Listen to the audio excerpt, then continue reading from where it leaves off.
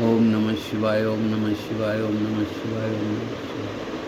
हरि ओम तत्सत, हरि ओम तत्सत, हरि ओम तत्सत, हरि ओम तत्सत, हरि ओम तत्सत। सभी महानुभावों को मेरा सादर नमस्कार, सादर वंदे।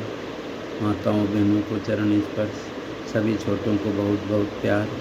आज मैं विहंगम योग का प्रधान सद्ग्रंथ सर्ववेद में धर्म का उदय कैसे हुआ इसके बारे में चर्चा करूँगा कि जीवन को कृतार्थ या सफल बनाने के अचूक मार्ग का नाम धर्म है।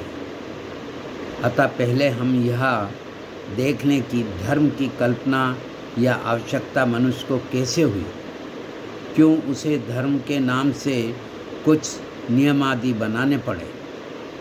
सृष्टि हुई, मनुष्य बना, पहले एक मनुष्य था, उसी के शरीर से स्त्री बनी, दोनों आधा आधा मिलकर एक कहलाए। फिर इनके जोड़े से धीरे धीरे सारा मनुष्य जगत बन गया। यह कल्पना सही है यह कि सब जीवधारियों के और मनुष्य के लिए भी जोड़े एक साथ बन गए, प्रकृति ने बना दिए अर्थात अपने आप बन गए, या भगवान ने बनाए, इन प्रश्नों को फिलहाल छोड़ दीजिए। यह निश्चित है कि मनुष्य ने अपनी रक्षा और विकास धारण पोषण के लिए समाज बनाया।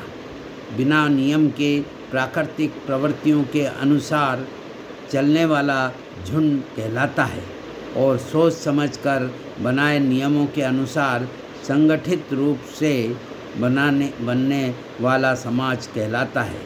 मनुष्यों का झुंड कहलाता है मनुष्यों का समाज, पशुओं का तो झुंड कहलाता है और मनुष्यों का समाज। डॉक्टर राधाकृष्ण के शब्दों में खगोल लक्ष्यों का अनुमान है कि भौतिक विश्व का प्रारंभ 4 या 5 अरब वर्ष पहले हुआ था। उससे पहले ना तो सारे तारे थे और ना परमाणु। पृथ्वी का जन्म लगभग 3 अरब वर्ष पहले हुआ था। फिर क्रमशः रीढ़धारी तथा स्तनपोषी जंतु पैदा हुए। आदमी इस ग्रह पर 5 लाख साल पहले आया है। वह अन्य प्राणियों के से भिन्न अद्वितीय प्राणी था। वह अपने सबसे नज़दीकी रिश्तेदारों वन मानुषों से भी भिन्न था, क्योंकि उसने पेड़ों पर रहना छोड़कर 2 पैरों पर चलना शुरू कर दिया। मनुष्य अपने पिछले पैरों पर चलने लगा तो उसके अगले पैरों के पंजों को उसके शरीर का भार संभालने की आवश्यकता न रही, और वे अधिक सुकुमार काम करने वाले हाथों में बदल गए। इस कारण वह सीधा खड़ा होने और संसार की क्रिया को नियंत्रित रखने लगा। फलता वाणी का विकास हुआ, किंतु आदमी तथा दूसरे जानवरों के बीच का सबसे बड़ा अंतर तो है आदमी के मस्तिष्क का आकार और गुण। मानो अपने से पहले के जानवरों के पीछे छोड़कर आदमी तर्क रहित जीवन है। अंधकार से बाहर निकल आया और प्रश्न करने लगा, क्यों? यही विवेक युक्त चेतनता का प्रादुर्भाव है। अब यह अंधी भौतिक शक्तियों का शिकार नहीं है, वरन अपने भविष्य के निर्माण में स्वयं भागी बनता है। जानवर अनुभव और नकल करके ही सीखते हैं, किंतु अनुभव से सीखने की क्षमता का सर्वाधिक विकास आदमी में ही होता है। ओम इति। अब मैं सर्ववेद का जीवन में आचरण मनुष्य को महान बनाता है। सर्ववेद विहंगम योग का प्राण है, मूल तत्व है। यह विश्व का अद्वितीय आध्यात्मिक सद्ग्रंथ है। सर्ववेद बौद्धिक विवेचन अथवा पुस्तकीय ज्ञान के आधार पर नहीं, चेतन योग समाधि की अवस्था में प्राप्त प्रत्यक्ष आध्यात्मिक अनुभवों का संकलन है। इसमें किसी अन्य ग्रंथ का संदर्भ नहीं लिया गया है। इस ग्रंथ में हम अनुभूति एवं अभिव्यक्ति का अद्भुत सामंजस्य पाते हैं। इस महाग्रंथ में परमाणु से परमात्मा तक के समस्त बाह्य तत्व ज्ञान एवं आध्यात्म भेद साधन को सरल हिंदी भाषा में दोहों के रूप में अनावृत किया गया है। इन दिव्य दोहों के भावपूर्ण श्रवण मात्र से आत्मा के शुभ संस्कार जागृत हो जाते हैं और चेतना अद्भुत ऊर्ध्वमुख होने लगती है। शरीर में थर्राट हो जाती है, अज्ञान का आवरण क्षय होने लगता है, अध्यात्म अपने शुद्धतम स्वरूप में प्रकट हो जाता है। इसी के फलस्वरूप अरे आज स्वागत नित्य गुरुवर संत सुभागम आइए, अध्यात्म विद्या दिव्य ज्योति सोम रस बरसाइए, दोष दुर्गुण दूर करके शुद्ध हंस बनाइए, वेद गम गति ज्ञान गर्जन शक्ति द्वारा हटाइए, विश्व शांति नाम मंगल परम गुरु को ध्याइए, वर्ग द्वंद्व शांति दूर कर भाव भेद मिटाइए। अरे अद्भुत मार्ग योग विहंगम मैं तुमको बतलाऊंगा, यदि विधिवत तुम साधन करियो अमर लोक पहुंचाऊंगा।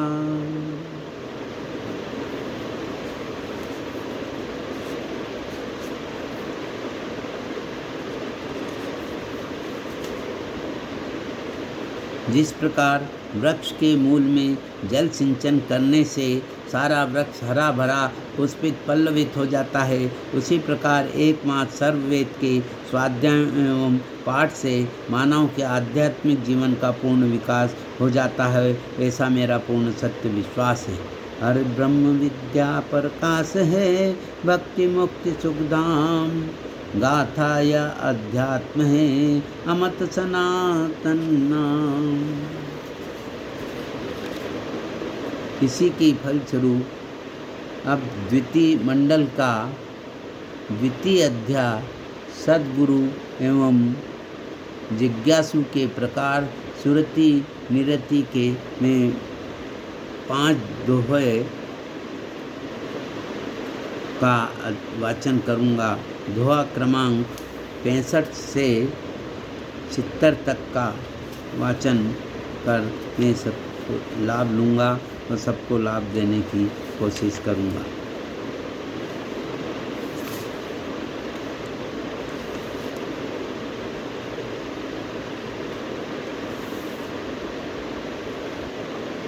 और